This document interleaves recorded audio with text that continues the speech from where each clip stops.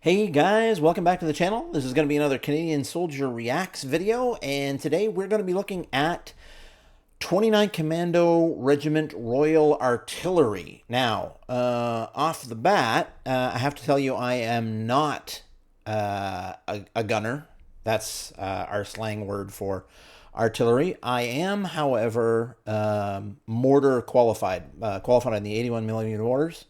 And the mortars are used in a similar role as the artillery, obviously not quite as long range.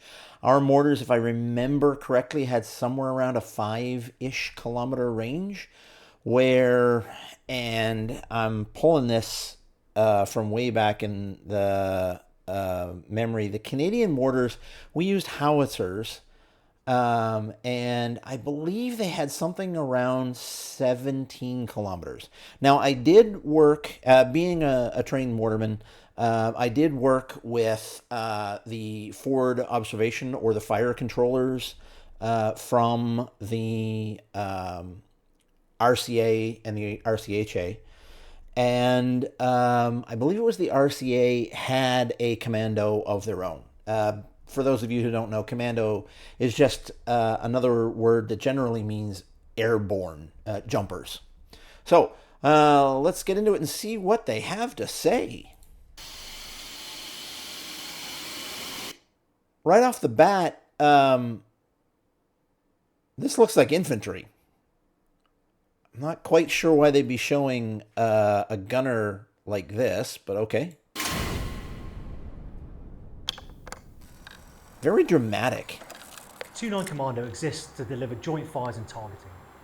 This means integrating the delivery of guns, mortars, rockets, naval gunfire support, close air support, attack helicopter, and increasingly an array of novel and electronic weapons. Yeah, oftentimes our mortars would be controlled by, like I say, a forward fire controller. It was generally a team of an artillery, I believe it was an artillery officer, and an NCO who would go forward of the main troops. So we, as the infantry battalion, we would be pushing ahead, and they would actually go forward of us, observe where the enemy was, or out on our flanks, and be ready to call in fire missions in support of whatever it was that we were doing on the ground. That allow us to enhance the lethality and the survivability of the commando force. Yeah, so a commando artillery is an interesting term because, so like I said, I think the RCA, Royal Canadian Artillery, had a commando, I don't know, company, is that what they call it? And they had, I believe it was 105 pack howitzers that they would jump in. They would actually paradrop these things in, and obviously their teams would jump in with them. And then they would, and apparently, I'm told they jumped an Iltis in with them. An Iltis is the Bombardier's version of a Jeep. Very small four-wheel drive, no armored vehicle.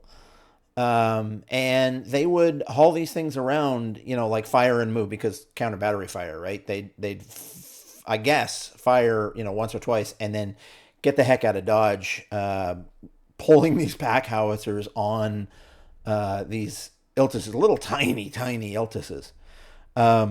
Honest to God, you could reach both sides of an Iltis if you put your arms out. Like, they were that small.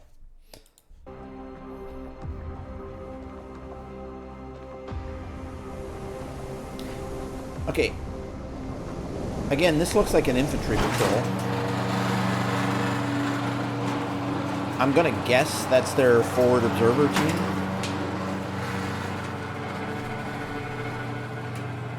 Okay, mission. Purple 3-3's mission, this is ours.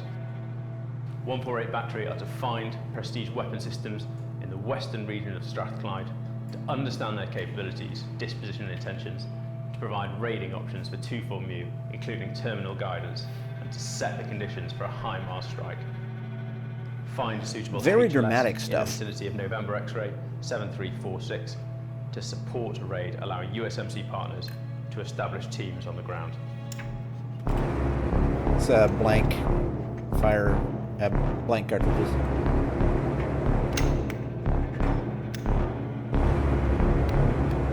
So they're spending a lot of time on the personal weapons and kit of these guys, almost as if they're an infantry section.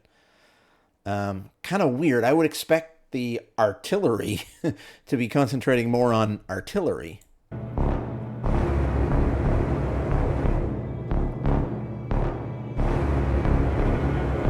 Faces are all covered so far.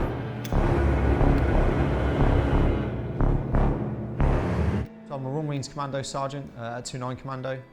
I'm a Joint Terminal Attack Controller, JTAC, and we provide... Joint Terminal Attack Controller. Okay, I think that's like a fire control officer. Terminal just means the last mile, essentially. He's guiding whatever it is on target. Yeah, close air support. Three commander brigades. So that's similar to what the RCA would have done for us. They would have provided fire control for the RCR. And his face is shaded. Support to 3 Commander Brigade. I'm in the Royal Artillery 148 Battery, and my role is to direct fires, artillery or naval gunfire onto a target. Okay, I'm slightly guessing here, but if I'm understanding this correctly, he would be the guy who's figuring out the ballistic trajectories of these things. I mean, if the other guy is the fire controller on the ground or the forward observer on the ground, then he would be, I think, the guy who is giving the coordinates to each of the guns in the battery, because every single gun in the battery, just the same way as every single tube in a mortar line, has to have a different set of calculations and I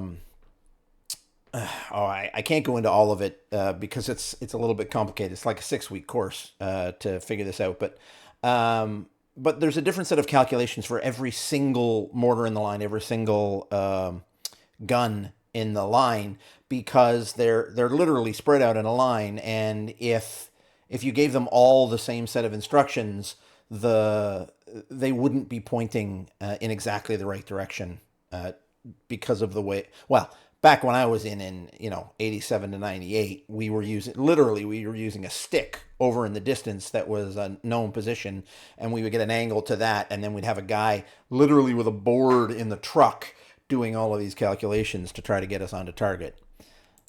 I'm a Royal Navy weapons engineer, leading engineer. Okay, why? I know I'm stopping this a lot, guys. I'm sorry for that, but why are they hiding these guys' faces? This is not a covert ops team. This is literally a battalion, or in this case, I don't know what they call a commando artillery regiment. But this is, several hundred guys whose job it is to prosecute the attack in the offensive. It's not like they're going out and doing covert ops in a civilian area. Showing their faces means nothing here. This is just these guys being overly dramatic. Technician. My role within 29 Commando is 148 Battery, small boats coxswain, and outboard motor maintenance. Oh, that's interesting.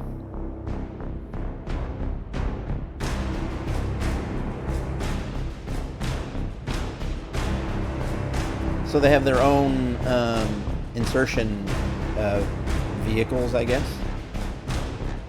Remember, these guys are well forward, and as a commando, they're even more forward of where you would normally like to be. So with the future commando force, in many ways, we're returning to our DNA of being commandos from the sea.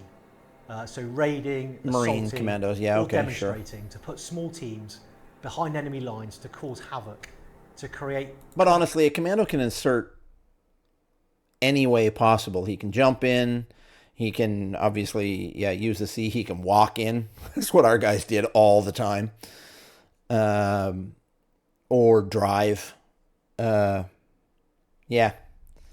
Just different ways of getting there. Cognitive paralysis of our adversary. We have many different Create methods of cognitive insertion. paralysis. We've got para.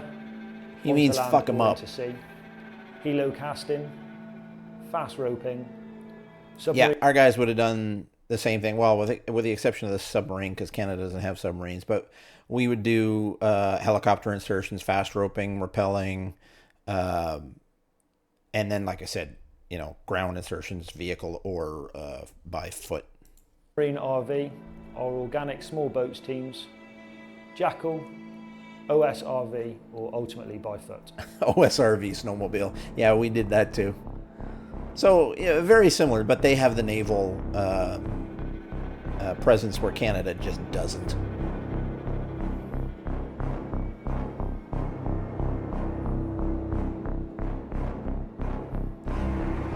I mean, yeah, really all they're doing here is showing... I would have liked to have seen more of the actual artillery side. This is just your forward observer team. These are just the guys that go forward and recce the targets and then call in the fire. So within 29 Commando, you've got a plethora of tri-service personalities. So we've got Navy coxswains and medics. And then from the Army side of things, we've got the artillery guys and artillery JTACs. Within the air cell, we've got the RAF Reg manning the brigade TAC P. And then we've got about 20 runway. Yeah, so Canada doesn't have Marines per se. And I don't know that I've ever seen a Navy coxswain actually deployed with us. I don't know, maybe it happened in our artillery units, but I don't think so. But other than that, it's all very similar. And to be honest, the job that, I mean, other than the fact that these guys are deployed well forward of the battle line, which is dangerous in the extreme, these guys do basically exactly the same job as the regular artillery. Means JTACs. As a small footprint in a strike team, having one JTAC in that team with the disposal of F-35 from 617 Squadron, you'll be able to have what does he mean disposable? Effects, with multiple teams at the same time. So the role of 148 battery is to find, understand and strike high value targets. A typical mission for us would so be forward to observers. Insert covertly, be that by boat or parachute, find the target, understand that target and be able to gather as much target information to be able to carry out a strike. Yeah. The only thing about this is, and everything that he's saying is true, but the only thing about this is they are probably the smallest, arguably exceptionally important, but the smallest part of the actual artillery unit. The vast majority of the people in an artillery unit are going to be actually on the guns or supporting the guns. These guys, like in comparison, these guys are maybe, I'm guessing about 5% of the unit personnel. Like, why they're focusing so much on these guys, I'm not sure. Oh, look at that. And I hit the wrong button. Strike.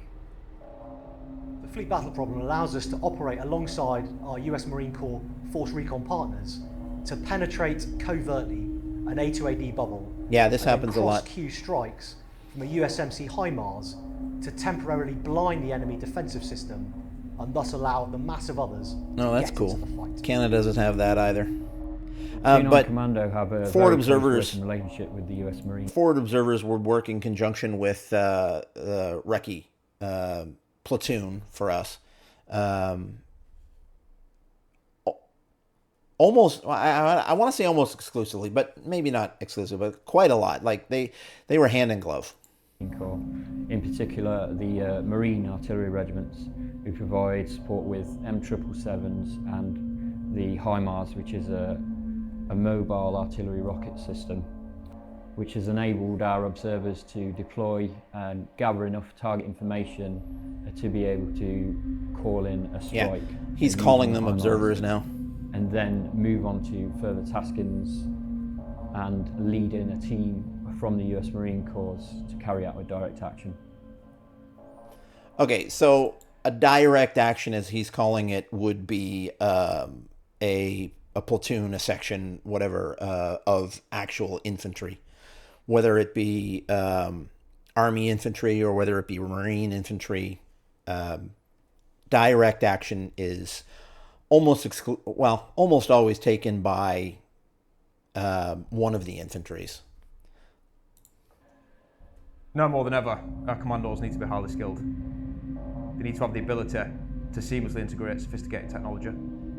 They need to be agile in thought, and they need to be able to adapt to any situation. It's like they're reading right out of the handbook here. Greater range, in small teams, often in highly contested environments. We'll employ various covert insertion methods, offering choice to the commander. I will say that the technology has gotten significantly more advanced since I was in. Literally, our fire controller back in the truck had a plot board. Yeah, okay.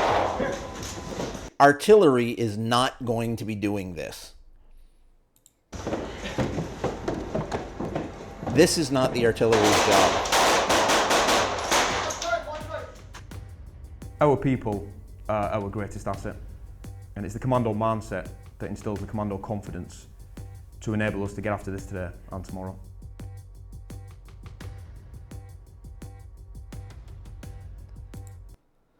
Okay, well, I mean, it's an interesting video. It's very dramatic, but I'm confused as to why they concentrated so much on such a small part of what the artillery actually does. The artillery is an amazingly important tool on the modern battlefield. And the longer range that you can hit from, the better off you are. If you look at what's happening in Ukraine right now, right? They're seeing you coming from miles off. So the further back that you're able to be, while you have covert observation teams able to call in that fire with some kind of precision, back far enough that the drones or whatever it is that's looking for you aren't going to be able to find you faster than you can bug out. That is an amazingly important ability to have on the modern battlefield. And all they really did was concentrate on something that made it look like they were SEAL Team 6 or Army Rangers. Yeah, I'm not fond of the style of the video itself, but that doesn't take anything away from how hard the job is that these guys have to do. You know, if you're dropping a howitzer or whatever it is these guys use in ahead of the forward battle lines, and then you're dropping forward fire controllers in front of them, that is a very difficult position to be in. And in order to get that right and get out, finish your objectives and get out alive, you have to be highly skilled. So, I mean, good on them, but I'll be honest, not my favorite video. Anyway, okay, so that's it for me for today, guys. If you like the video, please leave a like down below. Leave some comments. I'm sure I've upset about half of the people watching this because I wasn't all glowing about the video. Love the artillery and the commando, taking nothing away from their training, but the video just didn't do it for me. So if you want to call me out in the comments down below, do it. But please subscribe to the channel and come on back for some more, okay? Thanks, guys. See you on the next one.